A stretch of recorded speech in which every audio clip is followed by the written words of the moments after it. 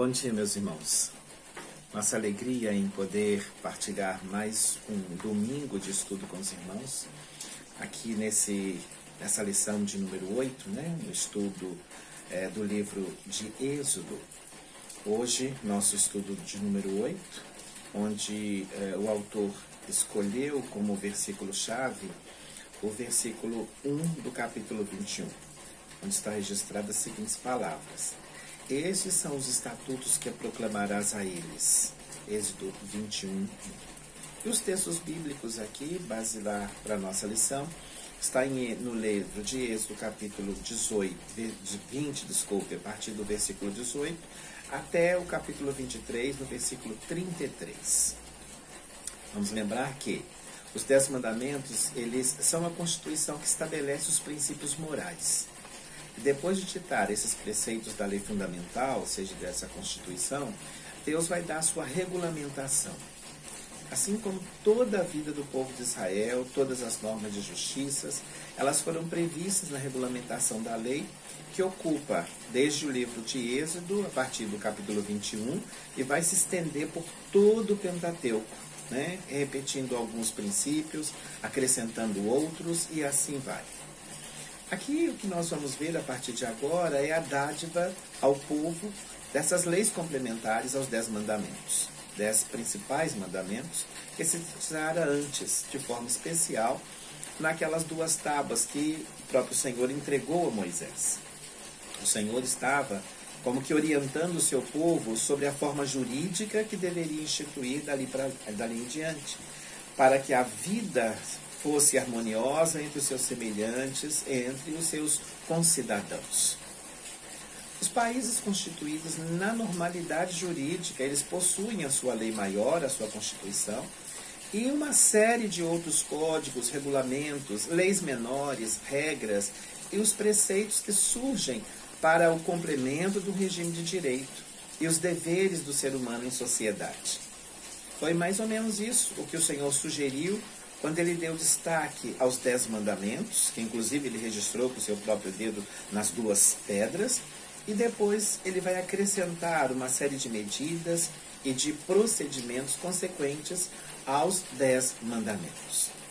Vamos lembrar aqui que Moisés ele havia ficado 40 dias e 40 noites lá no Sinai, um tempo suficiente para que todos esses assuntos eles fossem sendo passados pelo Senhor ao seu servo, podendo assim, de alguma forma, serem registrados mentalmente e, posteriormente, feito em escritura. Os aspectos comuns e corriqueiros da vida daquela época, eles foram abordados pelo Senhor, no sentido de dar ao seu povo uma constituição jurídica que lhe garantisse uma convivência tranquila, mesmo em face da diferença dos costumes dos outros povos com os quais eles iriam se relacionar, viveriam ali próximos a eles. Então, desses versículos, do 18 do capítulo 20 até o 23, versículo 33, o Senhor vai detalhar algo sobre, primeiro, o culto devido através dos holocaustos, o cuidado com a irreverência diante dele, o pecado da idolatria, o tratamento à servidão, o castigo aos homicidas e aos ladrões. Esses aspectos sociais, eles precisam ser expostos a um povo em formação. Lembremos que esse povo, ele era oriundo de uma escravidão de 4 séculos numa terra estranha e que não possuíam nenhuma tradição ou uma cultura que os orientasse como tratar e como controlar tais problemas. Por isso, o Senhor aqui vai dar a eles essa base para que eles pudessem ter uma orientação, uma fundamentação para a tomada de decisões diante desses problemas, diante dessas situações. Assim, o estabelecimento de preceitos, eles são, para nós, um paradigma a ser seguido, para que provemos ou não o grau da nossa fidelidade ao plano maior do Senhor para a nossa vida. Ou seja, Deus não nos deixou ao léu, nos deixou à deriva. Ele, além de nos orientar a cada dia, Ele nos deu, como preciosidade, como uma dádiva, os seus preceitos, para que nós possamos observar. E observando-os, nós possamos alcançar aquilo que Ele preparou para nós, uma vida plena, uma vida satisfeita, equilibrada, uma vida de felicidade, na verdade, né? Essa é a vida que o Senhor idealizou e pensou em todos os seus detalhes para a nossa vida. Alguns destaques aqui desses versículos é um texto muito grande, né? Uma grande porção da palavra de Deus. Então, nós vamos aqui destacar algumas questões para poder dizer de alguns assuntos, né? De que ela trata. Então, no versículo 18 do capítulo 20, todo o povo presenciava os trovões, os relâmpagos e o sonido da trombeta e o monte a fumegar. E o povo, vendo isso, estremeceu e pôs-se de longe. No versículo 20, Moisés respondeu ao povo: não temais, porque Deus veio para vos provar, e para que o seu temor esteja diante de vós, a fim de que não pequeis. E pecar aqui era distanciar-se ou desviar-se de uma lei de Deus conhecida. Daí, o Senhor, dando a sua lei, coloca para eles, então, o paradigma, né? Coloca para eles aqui o que ele esperava deles. Desviar-se disso era pecar. Versículo 1 do capítulo 21. Esses são os estatutos que proporás. 2. Se comprares um servo hebreu, e aí continua. No 7. Se um homem vender a sua filha, também continua determinando ou colocando aí preceito a respeito disso. No 12. Quem ferir a um homem, quem ferir a seu pai. 17. Quem amaldiçoar o seu pai. No versículo 18 desse capítulo 21. Se dois homens brigarem. 23. Se resultar dano, ou darás vida por vida, então darás vida por vida, olho por olho, dente por dente, mão por mão. No capítulo 22, versículo 21, ele diz: se alguém furtar um boi. No 6, se alastrar um fogo. 14, se alguém pedir emprestado. 16, se alguém seduzir uma virgem. 19, se alguém se deitar com um animal. 21, ao estrangeiro não maltratarás. No 22, a nenhuma viúva ou órfão afligireis. E lá no versículo 28, aos juízes não maldirás. E no 31, a finalidade, ser-me-eis homens santos. No capítulo 23, no versículo 1, não levantarás boato falso. No 2, não seguirás a multidão para fazeres o mal. 3, não perverterás o direito do pobre. 8, também não aceitarás peita. 10, 6 anos semearás a terra. E no 13, do nome de outros deuses não fareis menção. 14, 3 vezes ao ano me celebrareis festas. E no 26, na sua terra não haverá mulher que aborte. Em todos estes versículos, ou em toda essa porção, a gente vê questões que se manifestam na vida das pessoas, na vida dos grupos sociais, na vida da sociedade. E aí o Senhor estava tratando com eles. Como falamos a princípio, isso era uma questão de regulamentação. E aqui, né, na primeira porção que o nosso autor separou, ele fala sobre as leis da propriedade. E ele estipula aqui, na verdade, leis que vão regulamentar o 8º mandamento, que diz sobre não furtarás. E aí ele vai falar, então, sobre a questão da propriedade. E lembremos que os animais eram bens muito valiosos, e por isso a sua propriedade seria, então, protegida por leis bastante rigorosas. E aí a questão lá do gado, né, dessa propriedade lá, e dos danos que poderiam ser causados, estão colocados lá. Prejuízos causados pelo animal também deveriam ser ressarcidos. A questão de uma lavoura prejudicada, né, que fosse por um incêndio causado por alguém, de igual modo esse prejuízo seria ressarcido também. E fala também do cauteloso cuidado pelos bens alheios e a sua indenização.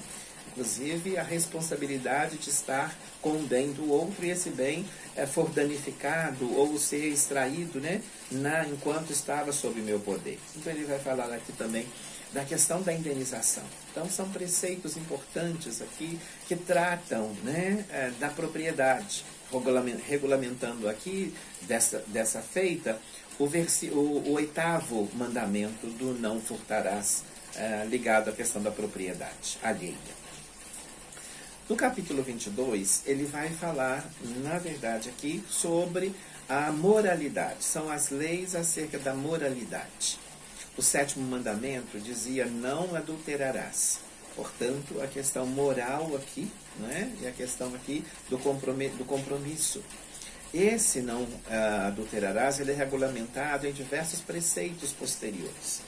Então, aqui no versículo 16 do capítulo 22, fica estabelecido que se um homem seduzir uma virgem solteira e tiver relações com ela, será obrigado a desposá-la, pagando o dote estipulado pelo pai da mulher. Então aqui está na área, né, uma área importante, não é? Que diz respeito à questão do próprio adultério, da sexualidade, né, e do estabelecimento de uma norma para tal.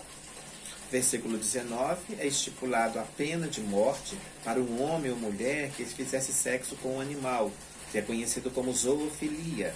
Como era comum isso entre os povos que habitavam Canaã, com os quais o povo de Deus iria estar se relacionando, o Senhor já determina, conhecendo bem, e sabe, né, que os bons costumes podem se deteriorar na convivência com outros que sejam maus costumes. Então o Senhor já determinou, e a observância da sua lei seria para o povo uma forma de resguardá-lo daquilo com que eles conviveriam posteriormente. Então no capítulo de Levítico, por exemplo, capítulo 18, eles são relacionados pelo menos 19 tipos de uniões ilícitas que o Senhor vai prevenindo o seu povo. Que na verdade vão encontrando no dia a dia para quais situações Deus já dá a eles, né, também um indicativo ou um paradigma para que eles pudessem observar, para se protegerem contra essas más ações. Então essas na verdade eram leis que além, né, de estarem regulamentando a questão dos 10 mandamentos lá, eram leis que os protegeriam, na verdade. Terceiro, ele vai falar no capítulo ainda 22, versículo 18, está determinado que não permitirás que viva uma feiticeira.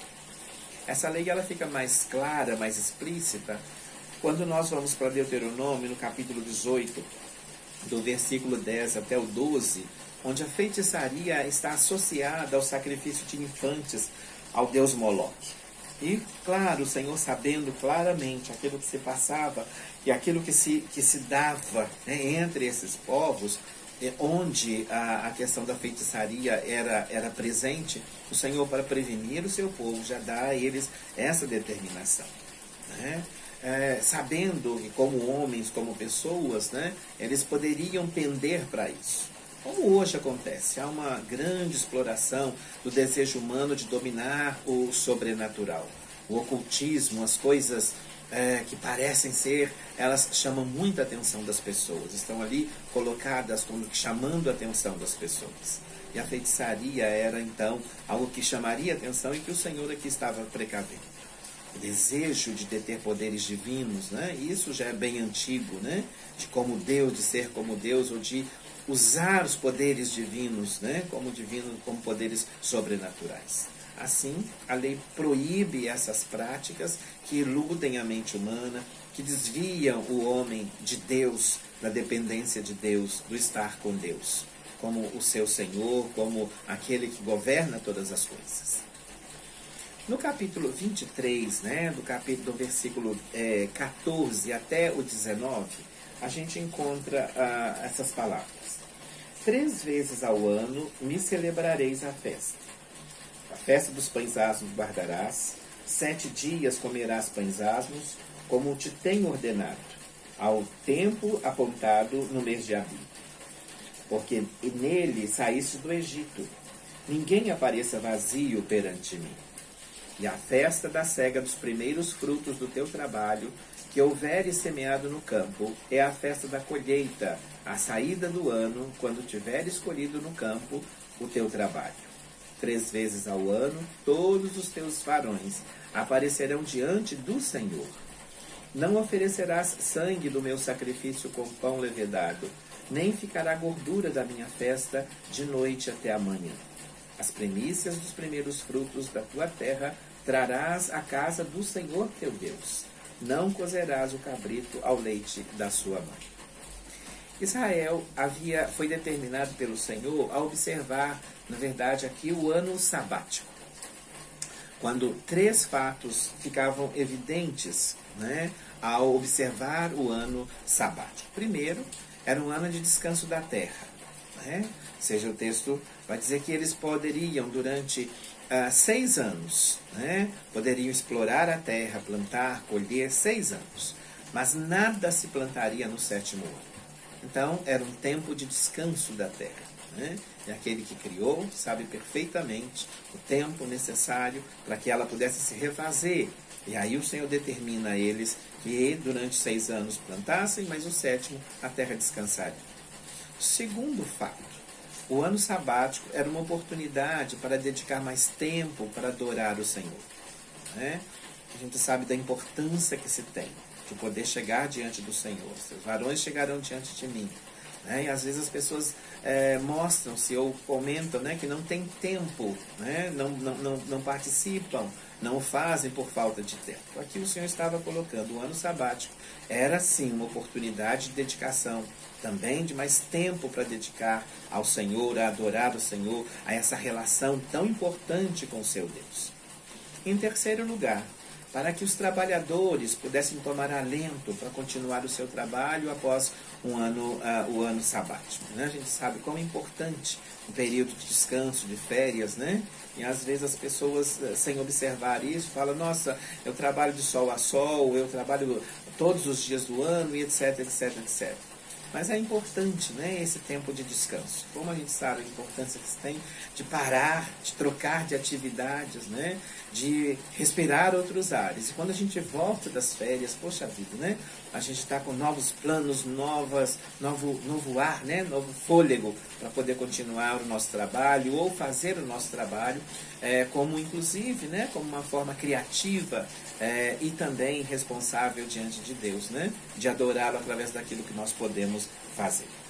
Assim, em Êxodo 23, de 14 a 19, nós vemos que essas festas de Israel, elas também cumpriam aqui um tríplice significado. Primeiro, celebravam a saída do Egito, como nós falamos. Né? Era um tempo de pensar em quem eram eles, era um tempo de pensar em como o Senhor havia feito na vida deles, era um tempo de repensar, né? Como eram privilegiados pela ação de Deus. Era um tempo, na verdade, de gratidão, de pensar no Senhor e de, mais uma vez, né, renovar a sua gratidão, seu compromisso diante do Senhor, como aqueles que tinham o que celebrar. Porque Deus havia trabalhado nas suas vidas, feito algo de tão grande nas suas vidas. É do seu Deus. Segundo significado importante, era um meio de reunir o povo a fim de manter a sua unidade, sua identidade. Né? Era um povo que queria se olhar, pensar em si, voltar-se para si, neste momento, de reunir a eles nas festas, nas solenidades, na adoração. Então, rever ou reaver aqui, né, de alguma maneira, a sua identidade como povo de Deus. E em terceiro, como as festas ocorriam antes do inverno, também objetivavam comemorar as colheitas, né? Tempo de fartura, e assim oferecer a Deus as primícias dos seus frutos. Né? Era um tempo de adoração, de reconhecimento, de viver essa vida, digamos, normal, mas que na vida normal apreciar, reconhecer o poder e a graça de Deus na sua vida. Portanto, era o momento de oferecer os seus frutos, os primeiros frutos ao Senhor, nesse tempo de adoração, nesse tempo precioso de estar diante de Deus. Assim, a gente vê que aqui não se trata de um conjunto de regras para serem impostas sobre um povo para que eles se tornassem escravos dessa lei. Pelo contrário, as leis foram estabelecidas por Deus, não como regras aleatórias a serem cumpridas, mas uma reflexão para a garantia, primeiro, de um bem-estar social. Ela garantiria, né, o respeito, ela garantiria aqui uma forma segura de ação, vinda do próprio Deus, que conhecia tão bem o seu povo.